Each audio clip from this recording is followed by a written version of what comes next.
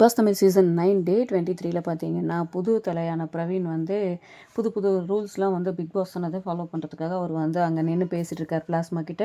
அப்போ பார்வதி எழுந்து எனக்கு ஒரு டவுட்டு, நீங்கள் வந்து இது ராணுவ கட்டுப்பாட்டில் தான் இது பண்ணணும்னு சொல்கிறாங்க, அப்போ ராணுவ கட்டுப்பாட்டில் தான் நீங்கள் வச்சுருப்பீங்களா அப்படின்ட்டு வேணும்னே ட்ரிகர் பண்ணுற மாதிரி பேசுகிறாங்க. அது வரைக்கும் பொறுமையாக கேட்டுட்டு இருந்த பிரவீன் பார்த்தீங்கன்னா, விஜே பார்வதி ஆமாம் நான் ராணுவ கட்டுப்பாட்டோடு தான் இதை நான் வழி நடத்த போகிறேன், ஒரு வாரம் என்னோட இதுதான், நான் சொல்கிறத கேட்டுட்டு நீங்கள் இது பண்ணுங்கள் அப்படின்னு சொல்லிட்டு அவர் வந்து ஷவுட் பண்ண ஆரம்பிக்கிறாரு.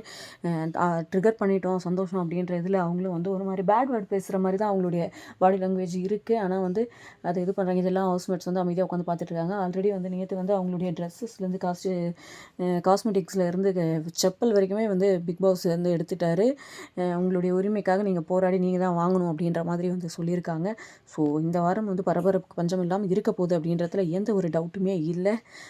பிரவீனுடைய ஃபுல் எஃபிஷியன்சியும் வந்து நமக்கு இதில் தான் தெரிய போகுது. பார்வதி என்னென்ன பண்ண போகிறாங்க, கம்ருதீன் என்னவோ சைலண்ட்டாக இருக்கார், அதுக்கு பின்னாடி என்ன இருக்குது நம்ம வெயிட் பண்ணி பார்க்கலாம்.